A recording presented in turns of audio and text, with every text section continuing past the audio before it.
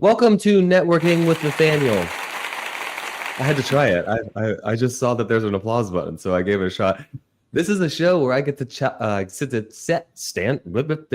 This is a show where I get to stand here and have a conversation with entrepreneurs, business owners, people that are just making changes and growing in their lives.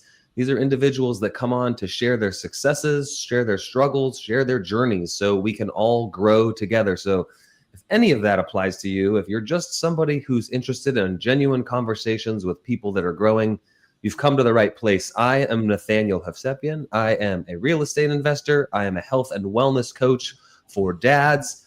More importantly, I'm a husband and I'm a father of 3 little human beings. One just turned 1 yesterday, so that's pretty awesome. This is October 15th. She turned 1 on the 14th. That's how birthdays work. But this show is not about me.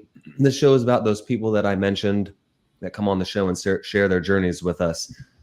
If you are a first-time visitor here to Networking with Nathaniel, hang out for a little bit, see if you get any value from the show, see if you like what we're doing here. And if you do, please subscribe to the channel so you can see all future content, all future podcasts, and all the videos that I've got coming out to help you take control of your health and wellness. Please like the video, like the show, so we can reach more people. Without further ado, I'd love to welcome my guest to the show. I think this is the 3rd Joe HomeBuyer that we've had on the show. The last 2 conversations with Joe HomeBuyers has been amazing. They have put together a really cool group of people. And this person came recommended from the previous 2 as somebody that I really should have a chat with. He is a father, a husband, owns multiple businesses here, has had a crazy journey in real estate. I don't know if crazy is necessarily the right word, but his journey is something worth sharing. So that's why he's coming on the show. The one and only Kevin Hart.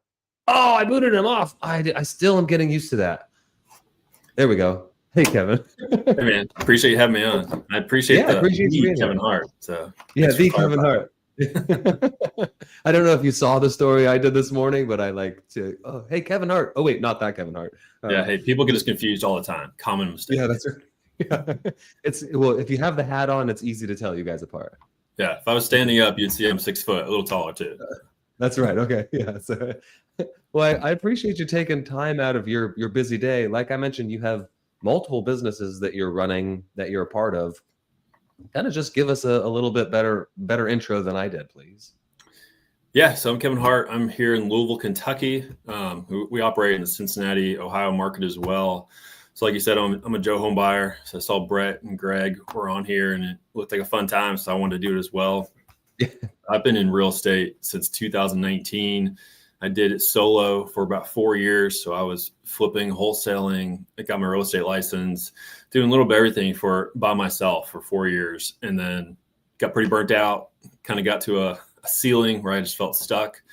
Ended up partnering up with my business partner, Mike Gorius, who had just joined Joe HomeBuyer. And so I thought he was crazy for joining a wholesaling franchise, considering I was like, I've been doing this, man. I can help you with this. I can teach you. What do you need a franchise for?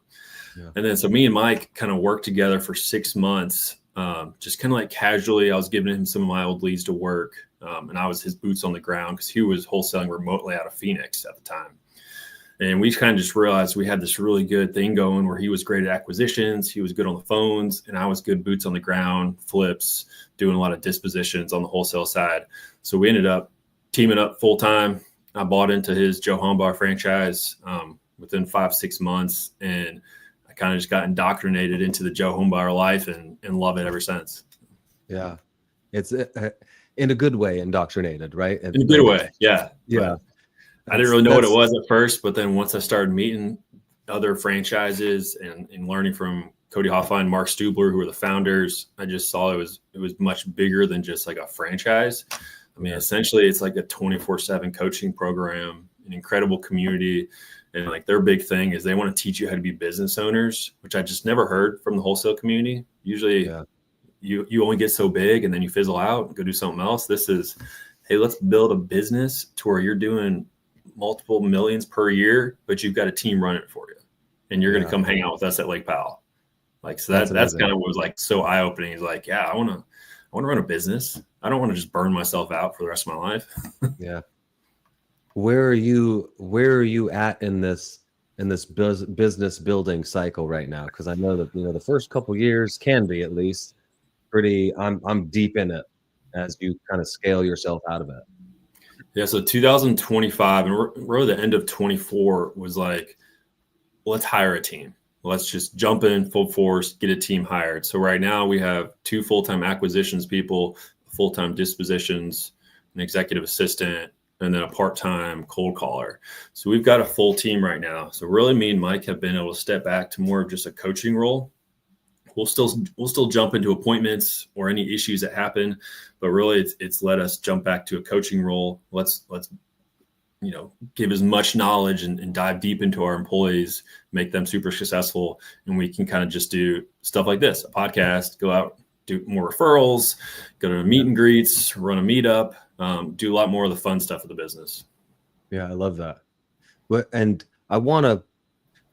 I definitely want to dive into the coaching side of things, because I think if what our conversation prior to going live serves me correctly, you might be moving into expanding outside of your team coaching.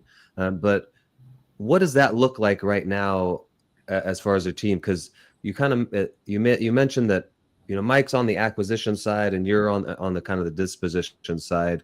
What are you doing on a day-to-day basis as far as coaching goes? Yeah, so we both still coach the team quite a bit, even though I'm not, out on acquisitions. I'm still very involved in all the coaching. So our team does about 7 to 8 hours of coaching per week. Okay. We use a lot of the Chris Voss, Black Swan sales training, and that's just a lot of role play, a lot of listening. We're part of the Chris Voss plan, so there's a lot of calls we jump on.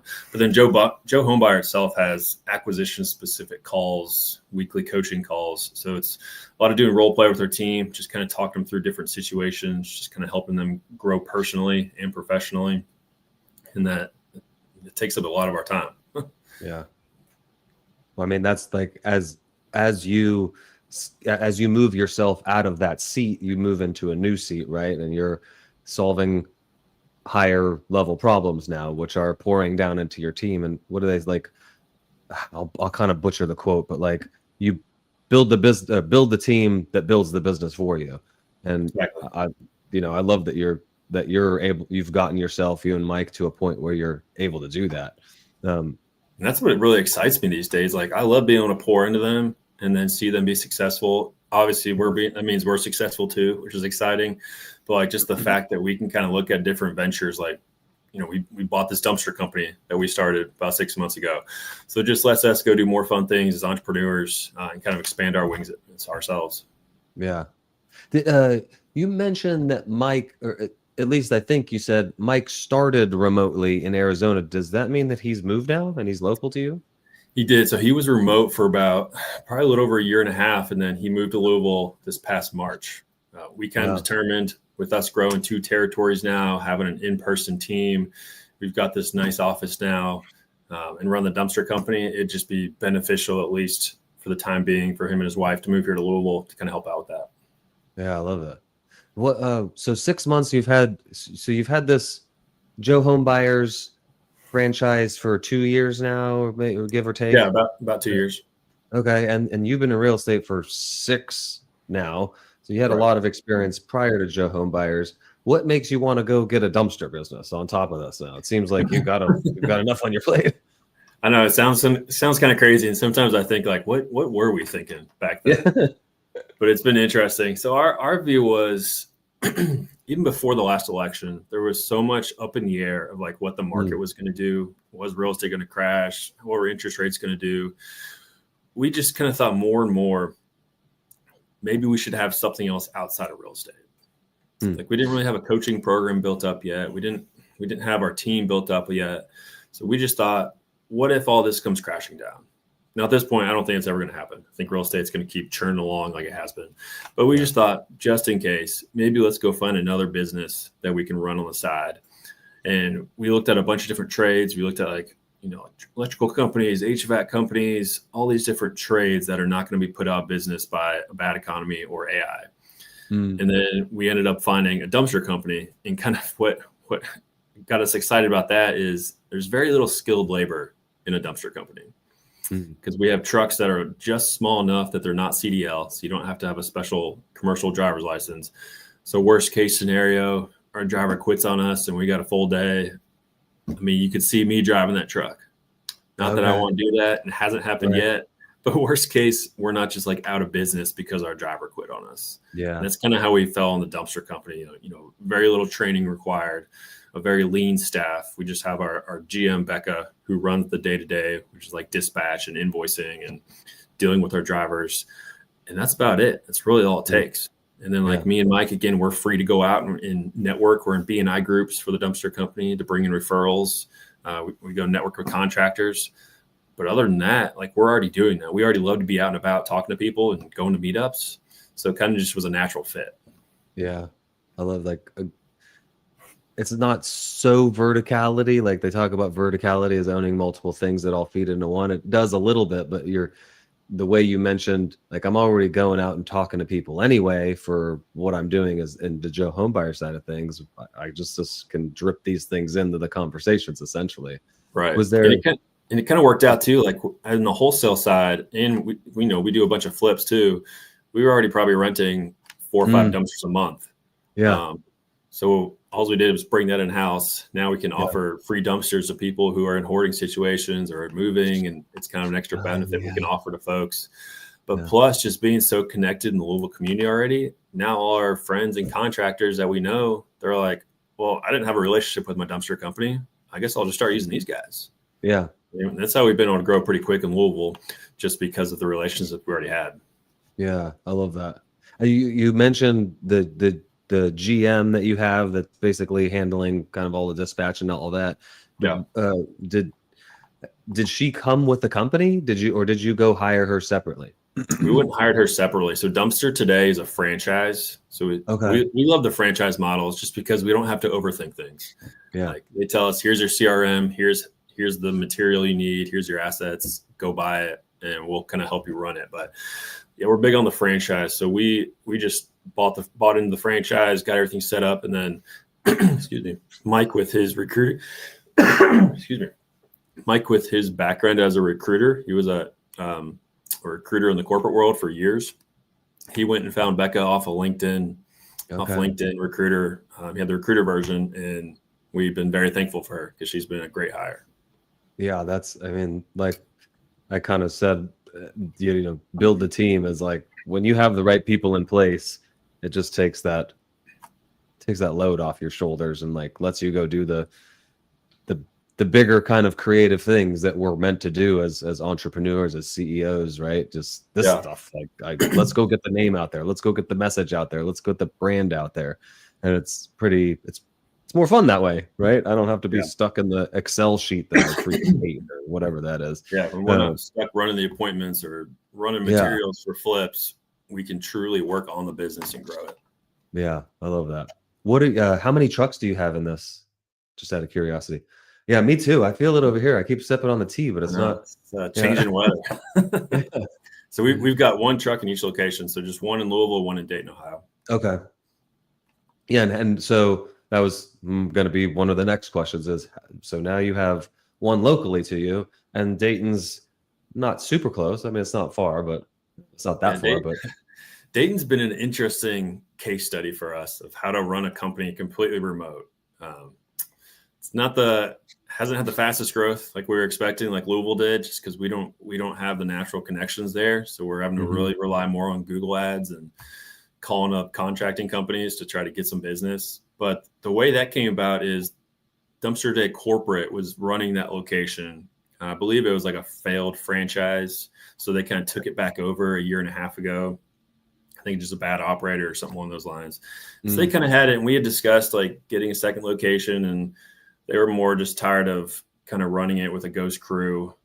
So we worked out some terms. My wife's from around that area in Springboro, Ohio, which is like 10 minutes away. So I'm familiar with the area. Cincinnati had just been bought, so we couldn't buy Cincinnati as a territory. So we were like, Dayton's pretty close. I know the area. It's a big enough town, but also it's not massive to where we can go put a truck in 20 dumpsters and get this going. And we just negotiated good terms with Dumpster Day Corporate, and here we are. So. Yeah. It's definitely been a learning experience. The number that you just threw out surprises me. That it's one truck and 20 dumpsters. Yeah, in Dayton, in Louisville, it's one truck and 32 dumpsters. Wow. Okay. And I guess that makes sense, right? What's the average stay for a dumpster on somebody's property? So our model differs from a lot of the bigger companies where they just might place a 40-yard dumpster that sits there for a month or two. So we like to churn and burn. Ours is 5-day or 10-day rentals. And preferably, like when we work with roofers, which we love working with roofers, that might be a 24-hour rental, but they're still going to charge for the 5 days. So I mean, yeah, it's a pretty quick turnaround. So we can keep one driver busy. He's working 8-10 hour days, just constantly dropping and picking up and rotating all these dumpsters. You maybe you're making less per pull per drop, but because you're able to turn them over a lot quicker, you end up making more per month.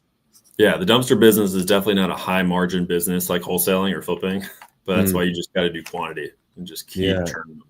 Interesting. I guess I never really thought about the dumpsters as like not as a business, but from the numbers perspective. How many do you kind of need to make it work? It's not just I got one truck, I could put a couple of dumpsters out there. No, you need a bunch of them to be out there working.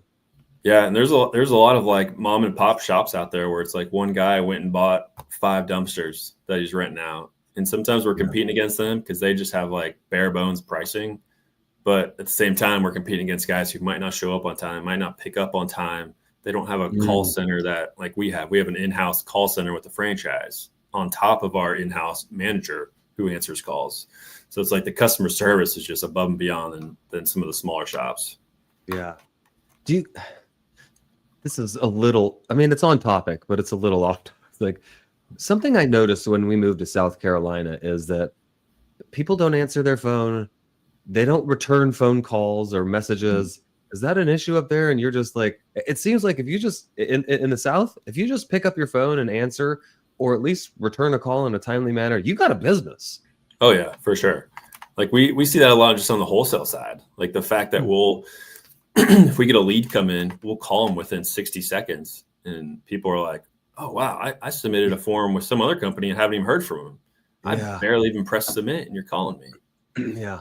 So that's the same with the dumpsters. Like the fact that we actually have a real person answering calls and we respond to text too. Like, so we're just super responsive and we were able to keep customers that way.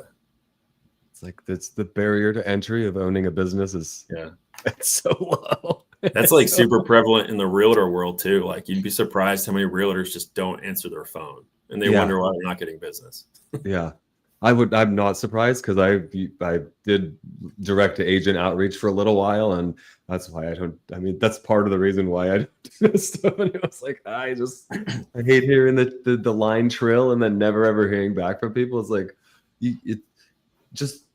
it seems like such a simple, basic thing if you're trying to run a business. And being a real estate agent, you're a business owner. Even if you work at even if you work for a brokerage, which you have to work for a brokerage to start out, is like you're still a business owner. You're still an entrepreneur. Like these are the basic things to getting the ball rolling and getting your leads in and nurtured and warm and like.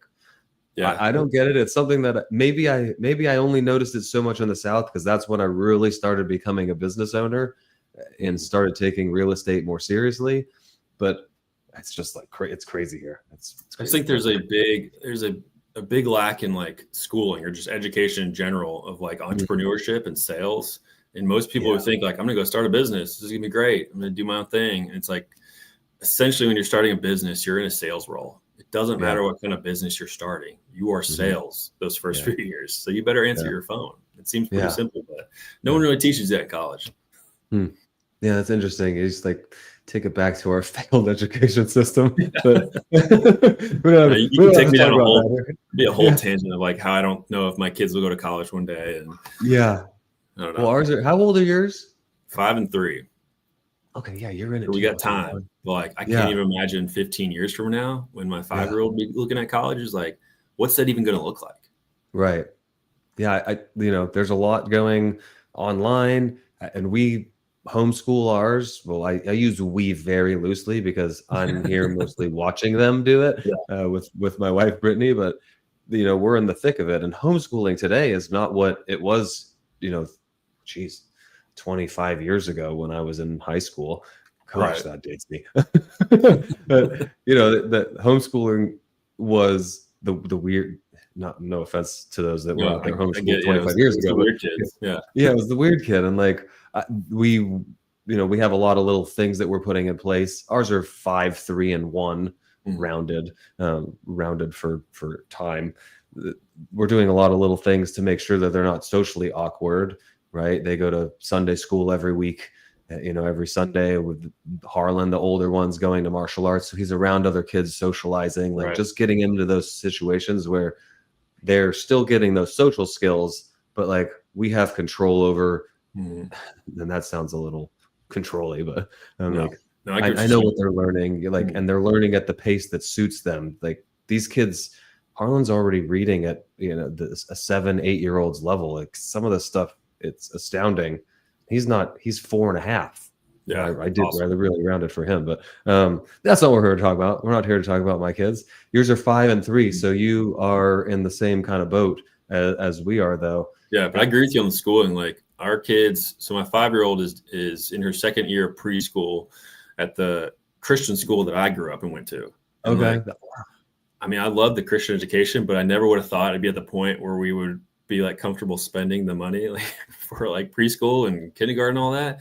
But like when you see what's going on in public schools, it's just like, I need more control and I need to know what's being taught to my kids, even at this young age. And so I went to the school. We just happen to be living in Louisville still. So I trust the school. I love the biblical education as well. But I still know there's going to be things that are going to be lacking from a traditional education that I'm going to have to fill in the gaps. Yeah. So like even now, like I try to take my girls over to some of our flip properties, just so they can start seeing like, hey, this is what daddy's working on. Like, we do this so we can pay for your school. We do this so we can pay for that trip to Orlando we did last year. This is why daddy might be gone sometimes. Yeah.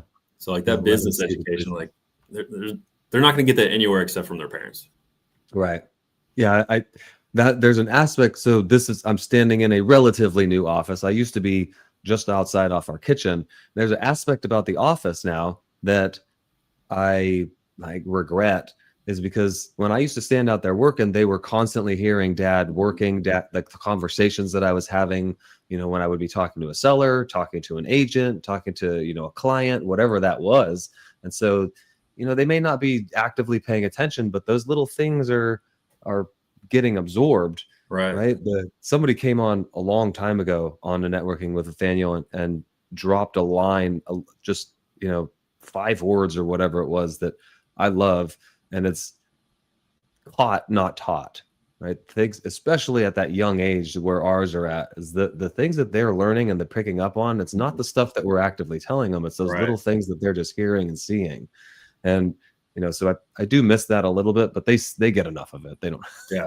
They don't need it. So you're in that same phase I am, where your kids will say something. And you're like, oh, you did hear me say that. I did not want you to hear me say that. No, yeah. The little things that they're picking up. Like Harlan, our oldest, he says for sure now. Like, oh yeah, we're gonna do that for sure. Okay, all right, for sure we're gonna do that. Yeah, sure, buddy. How are you between the Joe HomeBuyers, the real estate business, and the 2 dumpster businesses? Having a 5 and a 3-year-old, all the networking how are you managing all this? What are some tools, if you will, that you use to kind of keep it all together? Yeah, it's tough.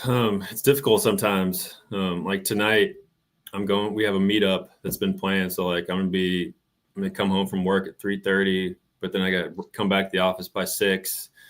Be gone from 6 to 8, so I'll probably miss at least one of their bedtimes. And then I'm already gone the next 2 days for a Joe HomeBuyer event. So like times like that, where it's like, man, I'm just gone a lot. Like I should be home. Yeah. But try to combat that. Like from the get-go, I've always been like, all right, my wife still works. I'm going to be home at 3:30 when the kids get home. Like doesn't matter what's going on. Maybe that means I have to work a little later in that evening. Like, especially in the earlier days, I may take a pause on work from 3 to 6. And then my wife was super supportive, understanding. It's like, all right, I got to go make some calls now that I've got some family time. But right now it's like, everyone knows I'm leaving the office by 3:30. so I can be home for kid time. Kind of leave me alone unless it's an emergency or you just super need me for something. And then I might get back to you later that night or even the next morning. So it's just being like super intentional with family time and making sure that they know that's the priority. Like your family knows that that's priority, but they also understand what you're trying to build. It's just all intentionality. Yeah. Why not? Like you mentioned, from a sales perspective, kind of the upfront contract that you have with your employees and you have with your family is like, hey, I'm going to leave here. I'm not going to be available. You know, I'm sure there are exceptions to that. There's an absolute emergency at the business that like, okay, I'm going to step aside and take this call right now. But, you know, I'm not going to be available from 4 to 7 or whatever that time, you know, that it is. But then after that, I'll be back. And you can trust that I'm running a business here. I'm the head of this thing, you know, partner head, that I'm going to put in the work after that time. And, you know, for me, it's work before they wake up. I have a little space in the window or in the morning where it's like kind of family time, around the house chores time, and then work, lunch, work. I have my afternoon window as well, like 4:30 to 7, where we're having family. And part of that is some family exercise time, you know, going for walks and things like that, that I kind of double dip. And then after they go to bed, it's another hour and a half of getting work done and buttoning up for the day and getting things prepped for the next day. So yours are young too. So what do they wake up? 7, something like that? Yeah, 6:37. Although my daughter called and bed with me at 5:45 this morning. Wasn't thrilled about that. Yeah. But yeah, usually 6:30 to 7-ish. And then is that typically, do you have a morning routine that you do before they wake up, or is it kind of just get up when the kids get up? I've been better about it. In the past, I was getting up at 5:15-ish to get a workout in, read the Bible, or read whatever book I'm working on. Kind of slacked off because we had a bunch of travel trips in September and the end of August. So I've kind of gotten out of routine where now I'm just waking up by like 6 when the kids are up and make sure I'm getting my Bible reading in and doing a little bit of work beforehand. So I gotta move my wake up time an hour back to get back in the routine. But I do like it is a non-negotiable to get up, read the Bible, get some prayer time, quiet time before the madness starts. Yeah. I think that's, as you're saying it right now, the reading of the getting up and reading the Bible and the prayer, I do that before the kids wake up. And I'm almost thinking maybe I should move that to after. So that's one more thing that they're seeing that is something intentional I do every day, but I probably wouldn't be super beneficial to me in my Bible reading. I've noticed that though. So like recently when I haven't been waking up as early, like I'll go kind of do, because I'm working through like a men's devotional, and like so my daughter might be watching one of her shows before school for a little bit, and she sees me reading and she's like, "What are you doing?" So I get to explain, like, you know, I'm reading the Bible, I'm studying it, like I'm trying to learn God's word, like this is what we have to do, like to truly understand. And so I think that's been wearing off on her, where she sees it and she'll sometimes get out her little kids picture Bible and start highlighting stuff. I don't know if she knows what she's highlighting or not, but she just sees me highlighting, or she's asking, "Oh, can I help you underline something?" And that's I 100% agree with that. The more they see it, the more they're gonna follow as well. Yeah. We have a kids. We've gone through 3 iterations of Bible storybooks now. One like started out with just very basic, really cartoony pictures, you know, 30 words per kind of story, just giving a very basic. And then now this one's maybe a little bit above their pay grade, but that's how we typically have done, like, they'll grow into this instead of out of it, type of thing. And I'll send you the one that we do 4 or 5 nights a week with them, that they really have gravitated towards. It's super detailed as far as the stories that they go to. Some of them are even like almost too graphic. Like it talks about David chopping off Goliath's head, and I'm like, okay, well, they're 5 and 3, like, so it's cool on that. But I mean, it's good for them. I think that they're hearing it and they're getting into it. And when the nights that we skip it, the nights that we do something else, they're like, hey, we want to read the Bible storybook. like, I'm very grateful that you want to read it. Tonight we're skipping it because of whatever reason, but it makes me feel like I'm doing well as a dad. Yeah, At least, no, I know. I understand that feeling 100%. Like yeah, when they can start reciting some of these stories and they're like actually asking for it, so if you feel like yeah, you're forcing it on them. yeah, But yeah, you'll have to send me that new Bible, because I feel like the one yeah, we have, my 5-year-old's grown out of it because it's still, I don't know, a couple of sentences per page. I feel like she has it like memorized half the time. yeah. That's where you're like, oh, my kid's reading. No, he's just heard it 50 times and he knows what the words are. Yeah. So you mentioned that you're pouring into your team a lot. And I think from our conversation before we went live that you and your partner are thinking about doing some, coaching as far as coaching people in real estate. Tell me about that, if I have that correct, at least. Yeah, no, we're in the midst of launching a coaching program ourselves, just to help people learn how to wholesale, find them deals themselves, whether that's just wholesaling or getting to flipping as well. We've just kind of come to the realization, like through working with Joe HomeBuyer and seeing how much the founders and some of the topper franchises have been so grateful to pour into us. We just have really enjoyed being able to pour into others. So we've loved working with some of these newer wholesalers in town, helping them with JV deals, or just helping them negotiate deals. So we've kind of was like, you know what, why don't we just actually do this? Like we could help people here locally or nationwide. Like technology is good enough that we could do a couple calls a week, a couple calls a month, and really teach people the Joe HomeBuyer way of what we've learned through Joe HomeBuyer, how to get out there and do it themselves. Yeah. What are you anticipating kind of the program being? So it'll be a pretty in-depth. We like to do one-on-one coaching. We've thought about doing like a class, like a larger format class, but we're not quite there yet. So it'll be probably one-on-one coaching with a flat fee, or you can spread that out over 6 months. But essentially, you get us one-on-one, so me and Mike, for 6 months, and that's a weekly call. Weekly check-ins. We'll help you analyze deals. We'll teach you the Chris Voss sales tactic, everything that we're using, marketing, dispo, acquisitions, essentially, so you can kind of get up and running and get those first few deals under your belt. I love that. I love it. It's like when we start to have success and win, you realize that you just want other people to come with you. Exactly. Like, I just want to uplift everybody. I want people to grow in their faith. I want people to grow in their family, their finances, their fitness. Like, I've learned so much along the way. It would be silly for me to keep it to myself. It would be selfish for me to keep it to myself. Like, this is what we're here for. We're here to spread knowledge and to spread our growth. That's part of why networking with Nathaniel even exists in the first place. When are you thinking of launching this? So we've already kind of soft launched it right now. Okay. So we are taking on some coaching clients right now, but we just haven't really started like advertising mainstream for it yet, but it is already in the works. Yeah. Amazing. What are your, as you move into this new venture, because this is really new. I mean, it's not new as far as experience goes, but it's new as far as what you're doing. What are you kind of anticipating hurdles being as you look to get clients, you look to make sure that they're successful?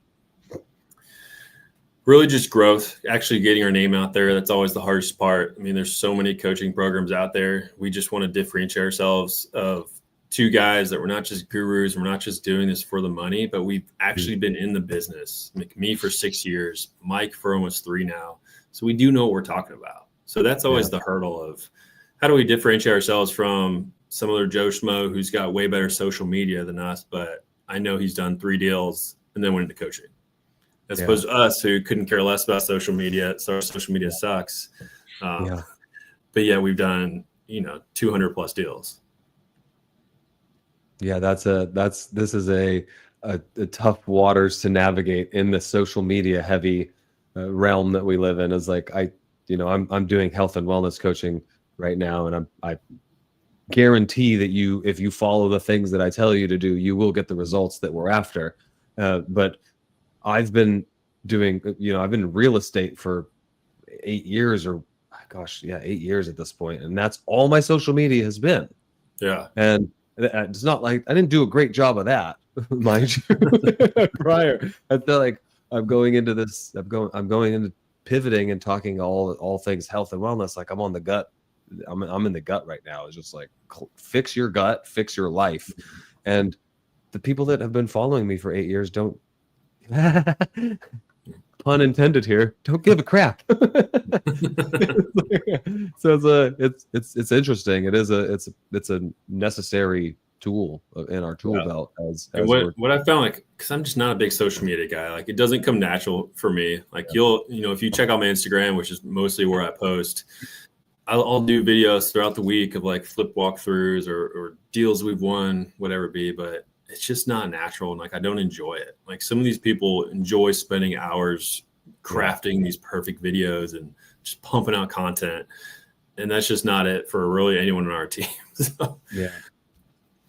Well, this is what you're going to do is you're going to go build a social media arm of it. No, eventually we'll have an in-house person who just runs our social medias and like forces us to go make a few videos.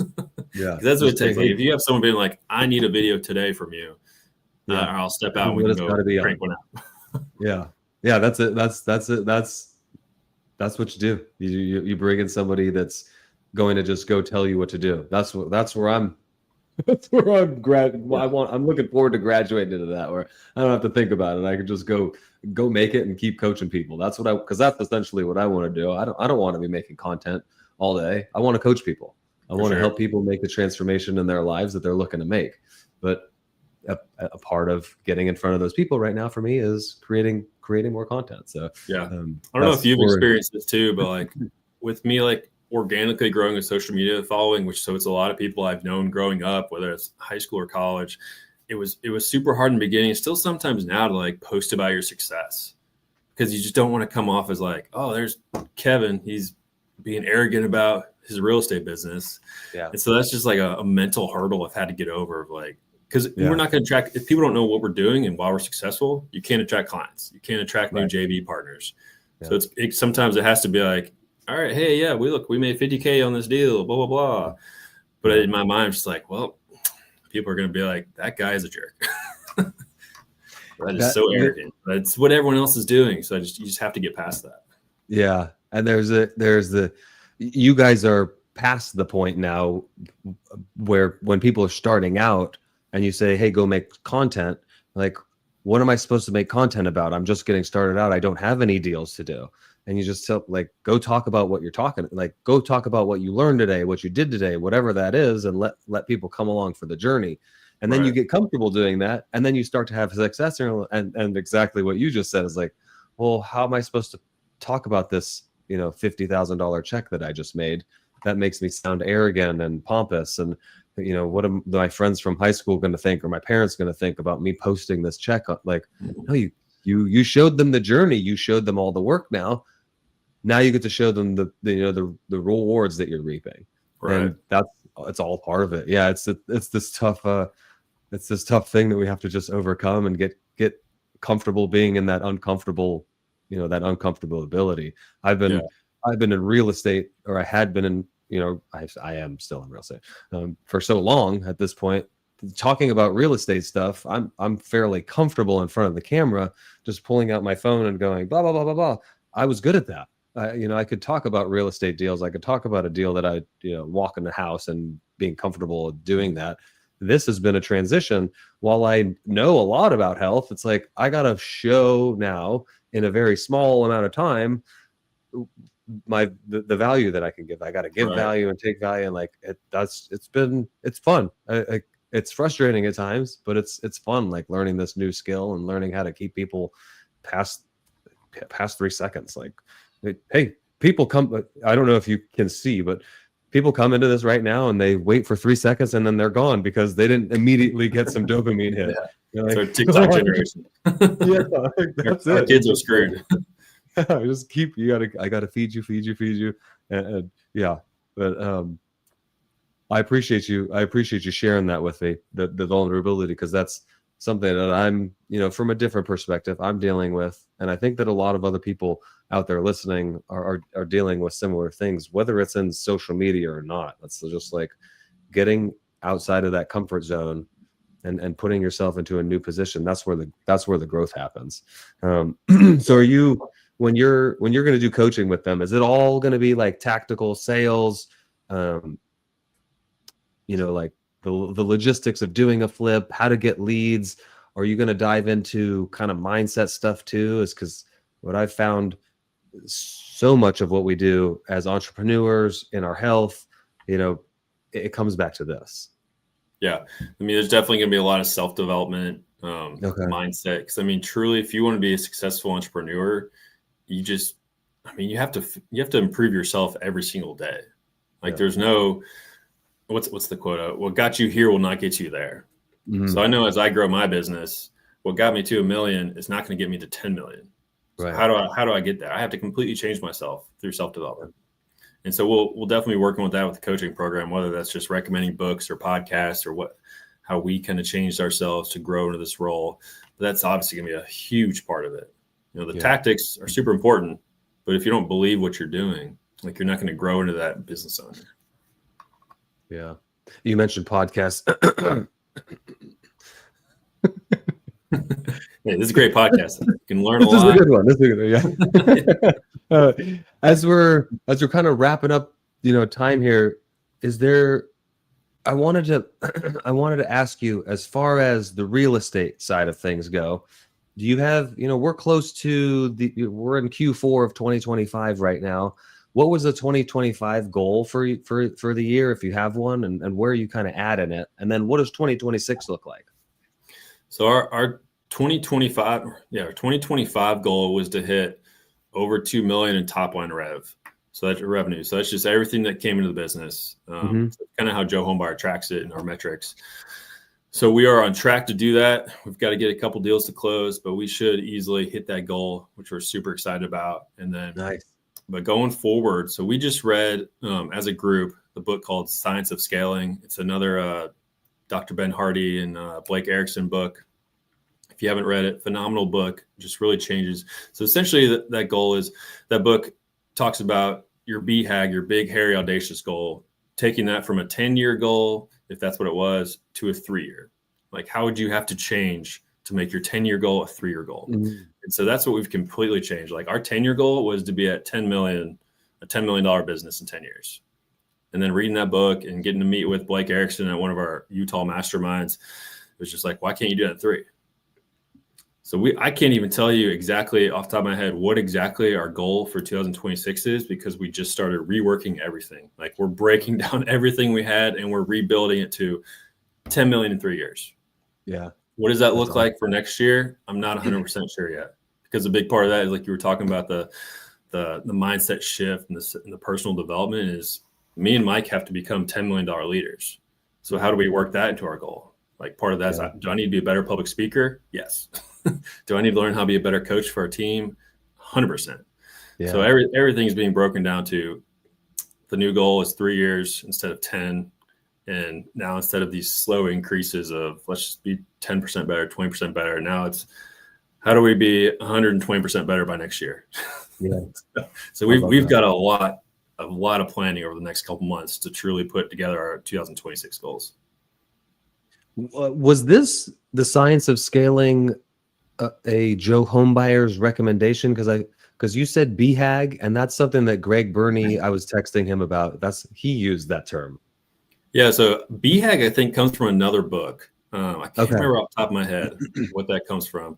But yes, the Science of Scaling was recommended from Joe HomeBuyer guys. And, a few of us were lucky enough to go to a meetup in Utah a couple of weeks ago where they brought the co-author to it. So we got to dive even deeper into that book. It's if you're an entrepreneur, the Science of Scaling is a phenomenal book to read, just to truly change your mindset on growth.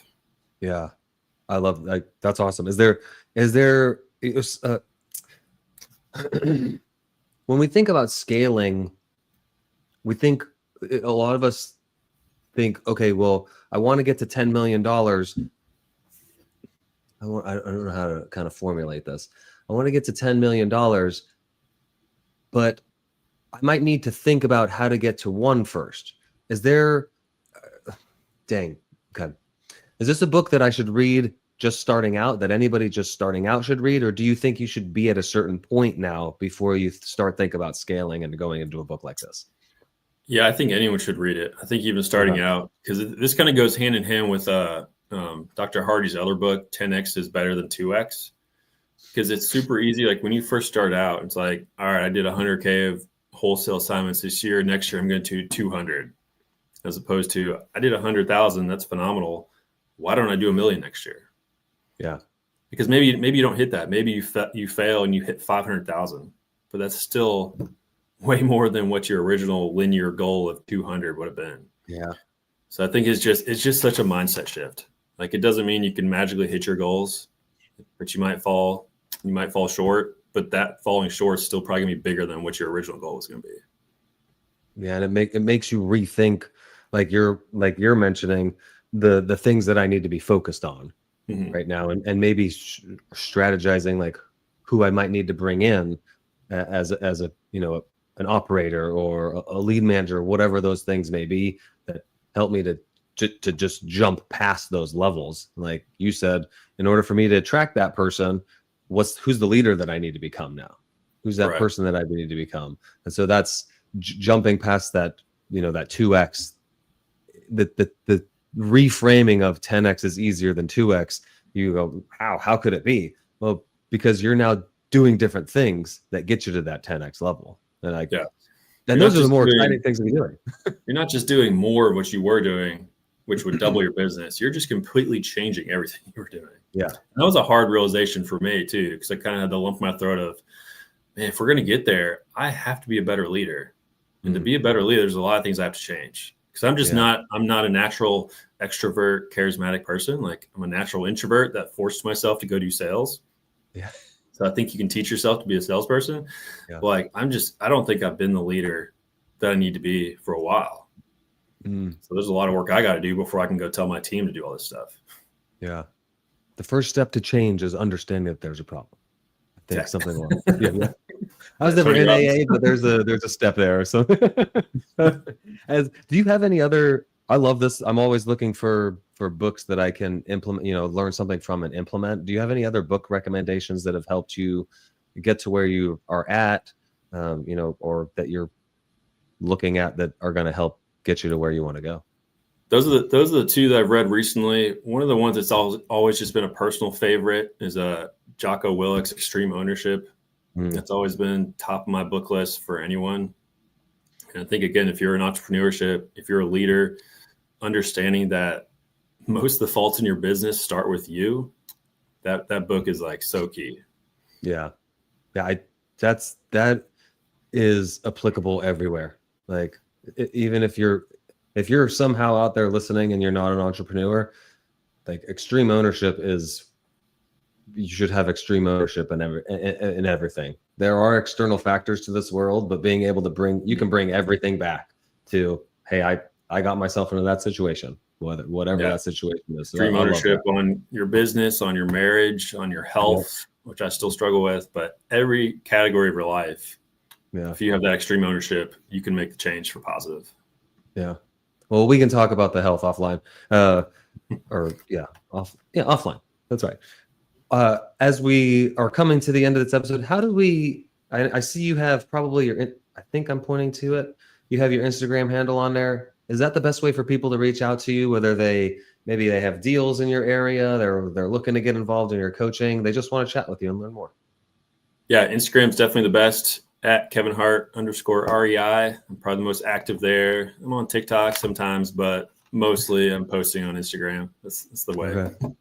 Yeah, definitely reach out to Kevin. Learn more about what he's got going on and where they're going. If you're interested in, learning more about real estate and getting involved, learning from somebody who's been doing it actively for over 6 years now, has a business that's going to hit $2 million by the time this episode is done. Hopefully. You have a couple closings coming up, so maybe. Yeah, it's a pretty good place to start from somebody that is actually doing it and knows what the heck they're doing. I've asked these questions to everybody on the show. What's the biggest life lesson you've learned, whether that be in business, in your health, your family, and how did you learn it? It's probably going to be, the more times you fail is going to lead to more success. I have failed so many times in real estate alone, but I've had a failed insurance business that I just couldn't get going. But that failure led to me jumping into flipping way quicker than I probably should have. But just like, don't be afraid of failure. You're going to fail, but if you learn from your failure, like, you're going to achieve so much more, so much quicker. I love that. It's kind of going back to the being wow, I'm having trouble with the words today. Being uncomfortable and like getting comfortable with that uncomfortability is like, we just have that fear of failure so much, and that failure is where we grow so often, is Right. pushing past those barriers. I know if you asked Mike Krausen a few episodes ago, he says, no, it's the successes that teach you, but I think it's a combination of the two. If you could have dinner with anybody throughout history, living, dead or alive, who would it be? What would you want to talk about? Man, it's going to sound like a cop-out, but it's got to be Jesus. Despite me not feeling worthy to sit at that dinner table, like, I just think learning personally from him would be like such a life-changing event that how could you go back to living the normal life you had? Yeah. It's like just sitting and not even talking would be pretty darn amazing. Like, let's just sit here and be in your presence. And like, yeah, that'd be incredible. But if we're going to do somewhat of a more fun one, honestly, if I could sit with any living, well, maybe not any living president, there's one that I don't think would have the mental capacity right now to have a good conversation. But if I could sit with most of the living presidents and have a dinner conversation, because I came from the military background, I was in the intel world. Like, I would love to learn all those crazy secrets that truly was going on, like in some of these wars, COVID time. Like, give me any president, I'd love to like pick their brain if they had to be 100% honest. And like they have to be honest. Yeah, that's the key. Okay, so not a realistic scenario. No. It would like you have to think. I would have a lot of questions, even just outside of politics. Like, why the heck would you even want to put yourself through that? Like, but yeah. When your time on this earth is done, Kevin, and you're in heaven, God willing, what do you want to be remembered for by the people you left behind? So I've thought about that question a lot more recently than I used to. So I refound my faith, like relationship with Jesus, about 2-3 years ago. So this answer is completely changed if you had asked me like 5 years ago. So right now it's just, I want people to remember, like, Kevin loved Jesus so much, and that was his life goal. Like, to spread the word, to do kingdom work, whether that was in my business, like, how can I use my business for kingdom work? How can I use family time? How can I raise my kids? So the legacy of, like, Kevin was such a faithful man to the very end, that he raised wonderful kids. He had an incredible marriage. He had a business that did the right thing every time. Like, that's the legacy I want to go out with. Yeah. I love that. Mine has been within the past 12 to 18 months where it's really been, he's been going, dude, I've been tapping you. Yeah. You can turn around, and like the kids, kind of like you mentioned, I want to pass that down to them. I want to make sure that they're in the kingdom as well. That's been really the factor that kind of brought me back. I grew up in the church, and then Same here. Lost it along the way. God used kids to bring me back. Yeah. I grew up in the church. Like I said, my kids are going to the same Christian school I went to. Yeah, that's so amazing. After high school, I just disappeared into the world for 10, 12 years. But kids, man, kids can't bring you back. I don't know what can. Because I just was so fearful raising 2 little girls. Like, that's what brought me back to church. Yeah. And I'm so, like, just grateful for it, because I would, I don't want to be lost. I don't want them to be lost. So I appreciate you coming on, Kevin. I'm going to boot you off the stage. If you would hang out for a little bit, just make sure that the recording's completely finished uploading. I'll chat with you in a minute.